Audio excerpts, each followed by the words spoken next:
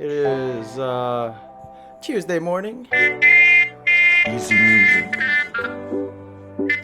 Hope you got your coffee, cause I got mine. A lot of good things to talk about today. We're gonna talk about fitness. We're gonna talk about why we fail. We're gonna talk about, oh yeah,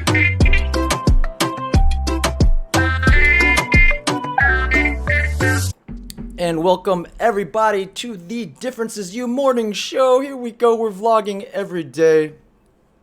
Today I wanted to talk about something near and dear to my heart, which is fitness. And I've been, Mr. Posture Guy for the last however long I can remember. That's my side hustle. That is my future business. And today I want to talk about just generally hitting our fitness goals. We all start out with a goal in mind. Well, some of us who every year, and we're nearing end of the year, so it's about that time of year.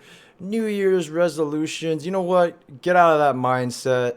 It's really good to be like, okay, gonna set some goals and stick to them, but most people do that and fail. It's got to come down to you having a very clear goal in mind, and then you taking that goal seriously. Like, and I've had a couple overweight stages in my life, so I'm not saying this as some guy who's been in shape his whole life and can't relate. I can relate as a kid who didn't know anything about working out, who had asthma. I still have asthma, and no one really taught me. My parents encouraged me not to move around because that would aggravate my asthma. So I relate from that place of no knowledge, don't know much about working out, not being allowed to move around that much, and being overweight as a kid, as also as a chubby Asian kid growing up in white America.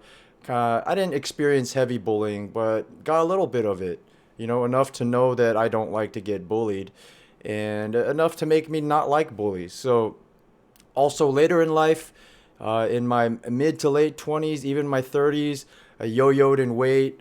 I went above 200 pounds, went back down, got back close again. Anytime I got a 5 foot, about 10-inch frame, so anytime I get near the 200-pound range, I kind of know, well, hey, that's kind of an area I don't want to be, so I scale it back and then yo-yo back and forth. While I'm athletic, I'll yo-yo anywhere from 155 skin and bones, back up to 180, yoked and getting a little full in my face. And so I relate in many different ways, and I've had many different goals as far as my own fitness journey. I'll explain. When I was a kid, I just didn't want to be fat. I didn't want to be made fun of, and as I got older, I wanted the attention from girls. To be perfectly honest, that's what drove me as a younger man, and I don't think that changes much as we get older. It's like we want to be attractive. Um, I hope it comes down to feeling good about yourself, so that the bigger message is be comfortable in your own skin, whether that's this weight over here or this weight over here, because I kind of am coming into this more mature philosophy to where if you're not happy overweight, you might not be happy underweight or at the perfect weight. So I think something mentally has to be there first, as in like, okay, is there some other thing making me unhappy in life to where if I achieve this goal, let's say I lose all this weight, and a lot of it can build upon itself. Maybe it really is lack of a significant other in your life, and perhaps in the process, in the journey of losing that weight, you both feel better about yourself. You both become more attractive, not just physically become more attractive, but even mentally more attractive, becoming more aligned with who you want to be, both physically and mentally. And going a little bit deep there, but also it's you got to ask yourself a lot of questions. You got to be aware of your true motivations, so that if you start the New Year's with this big grand goal to lose 10, 20, 30 pounds or more, what what is that end goal that you're going to latch onto when you don't want to do any more reps? When you don't want to lace up those shoes and go outside, when you don't want to get off the couch, when you don't want to wake up, what's that reason that's going to get you off that couch? If it was a life and death reason, you might have more motivation to go and go to the gym, or now we should all have home gyms. Just go to your pull-up bar and start doing pull-ups. So one of those things I want to talk about is short-term satisfaction versus long-term consequences. And I don't always follow my own advice. I'll eat junk food. I'll go through periods of binging, and I'll go through periods of not looking very good. Maybe I'll start taking pictures of my body when it's just like freaking bloated and out of shape, just to show you that even people that can achieve nice bodies end up looking like crap for half the year too. You know, those are the Instagram pictures that don't get shown. Maybe I will do that. Also, what's something that I want? I want to make sure I am live now. Okay. I am streaming to Facebook. If anyone is watching this and wants to like come on this morning show, hell, I'm doing it every day. If you see it and I make this offer, reach out. I'll get you on Zoom call. We'll chat about some current events in person. These morning calls, I don't want to be any more than 20 minutes long. But I do want to talk about short-term satisfaction versus long-term consequences. Short-term satisfaction being, hey, this donut right here looks really good. I bet you it's going to taste delicious.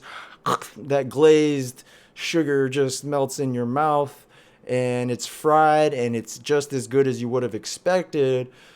And it might take you 30 seconds to polish off this donut. It's 300 or 400 calories. It's going to take you over an hour to burn off, and you can, pound 2 of these per minute. And so it's not fair. It's not fair. It's really not fair. Like, the level of satisfaction this brings you right now is sky high. And the amount of work you're going to have to do to get rid of that calorie rise is like 10 times that.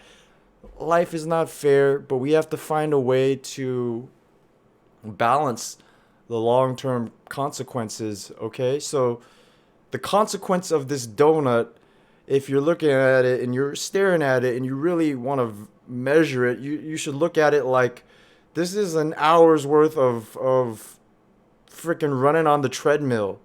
If the price of things were what they were, and then, this donut, you can't smell it yet. It's packaged in this vacuum sealed box that you can't smell. And then on the outside of this cube is 1 hour of working out. And so there's no difference between actually working out for an hour and then this donut. And you're choosing whether to do things during the day, and the costs are all the same or measured the same way in terms of how many calories you need to burn. And so between food and working out, it's really randomized. Your decisions would be a lot easier if you're like, all right, do I want to work out for an hour today or 15 minutes today? Well, I'll take the 15 minutes. Surprise, you get boiled broccoli for breakfast. You're like, well, fuck that.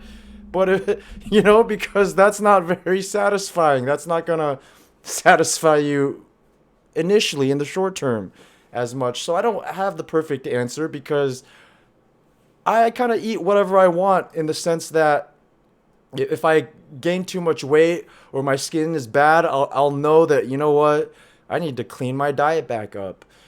I think in general I do okay, but and that's because I know how to balance. Maybe mentally I'm a little bit more aware about what I'm doing to my body, but that being said, if you follow me, my daily stories, I'm going to put my workout of the day every day. This was yesterday's, and I just want to show you. I started out the day, I wanted to do 3 things: pull-ups, push-ups, and single leg squats. I wrote 50 pull-ups, I wrote 100 push-ups, and I wrote 50 squats. Now, I don't do all those at once. If I knock this out, it'd probably take 25 or 30 minutes. But I break it up into sets of 5, okay? So 10, 20, 30, 40, 50. And so I'll do 10 pull-ups, then I'll do 20 push-ups, and then I'll do 10 squats on each side. That's one round, takes about 5 minutes, and it takes 5 rounds to finish the whole thing. So I will start in the morning, every couple hours, take a break from work, take a 5 minute break, knock it out, and then I've got my full workout done at the end of the day. And that kind of ties in with, I talked about time blocking. You break anything in life into blocks, from your yearly to your monthly to your weekly to your daily goals. So I'll make it easy on you guys, and I don't stick to this, but I'll keep myself accountable. And see, I didn't cross off the last number, I didn't do my last push-ups, and I didn't do my last couple of squats. But here's the thing about goal setting. If you set reasonable goals and you shouldn't aim to fail, okay? But it's better than not doing anything.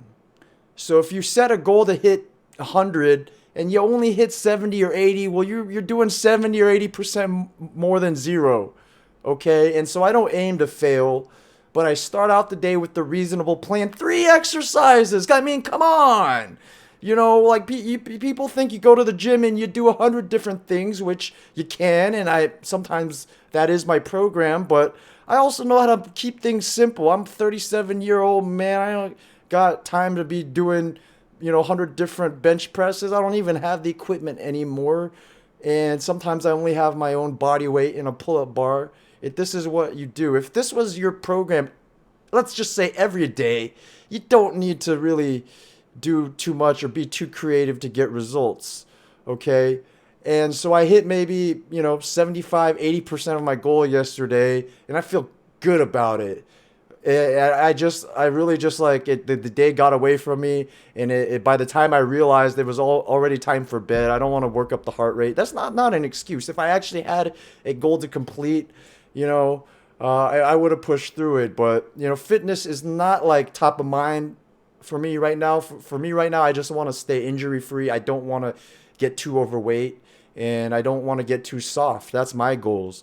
Maybe as we get closer to summer, I might want to look more like Hercules. Might want to get more like Bruce Lee, Hulk, get cut. Right now, I got more business minded. I'm trying to pay rent. I'm trying to build, some side projects. I got my main hustle. I work for a law firm, so I got my professional stuff that I'm working on. Fitness stuff, I just want to maintain status quo. I'm not trying to get too jacked.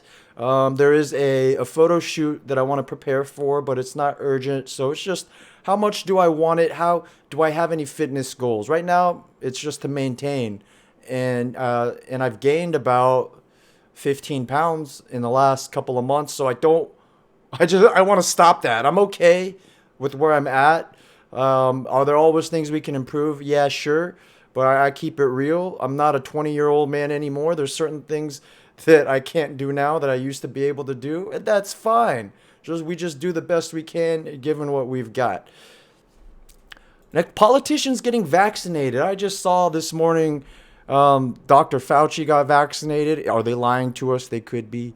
I think I saw our Vice President-elect Kamala Harris getting her vaccination. I could be wrong. I think I saw that live this morning.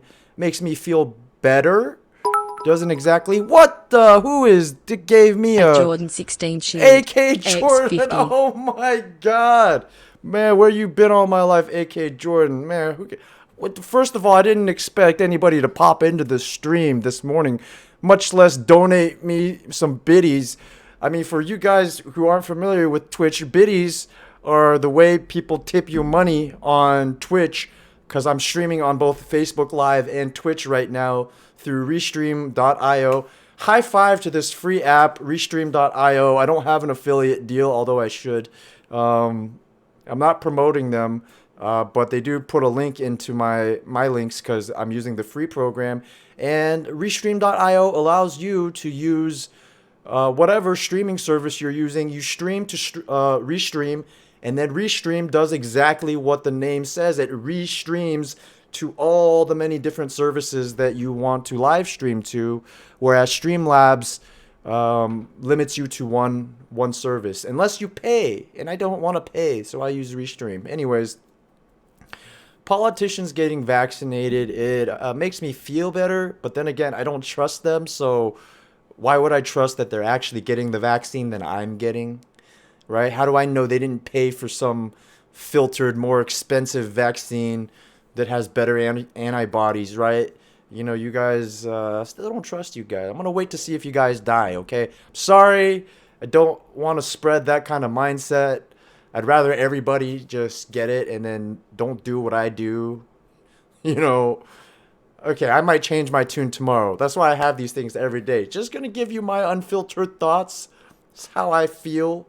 Like there's two vaccines, and then some people like one, they don't like the other one. I'm not smart enough to be a scientist and do the research. I'm just, wait around and see who dies kind of guy.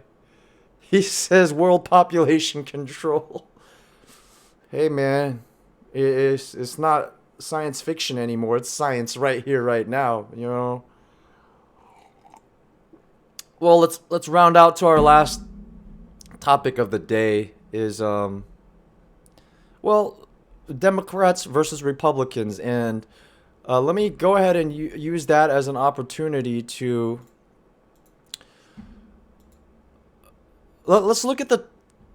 I did this as kind of a, what do you want to call it, a test or an interesting thing. I might do this every morning. I opened the top couple of featured articles on both CNN and Fox News. I look at all news sources. I want to see what the left is telling me. I want to see what the right is telling me. I don't believe either of them. I think both of them have agendas. It just sucks that the politics infiltrate news so much that we have to filter our news to see what they're really saying. If both sides are covering one topic, you got to look at both platforms, the conservatives, the liberals, and see how they use words to try to manipulate your mind on the same information. Now, so Congress passed the stimulus bill, and I'm too ignorant to really figure out what. I don't get any of this money. So I haven't kept up with filing my taxes, so I can't even apply for it if I get it. And so that's my life. Don't need to share too much of that with you right now. But so let's say CNN, the article, we're talking about the spending relief bill that was just passed. It is December 22nd, 2020. We're nearing the end of the pandemic year.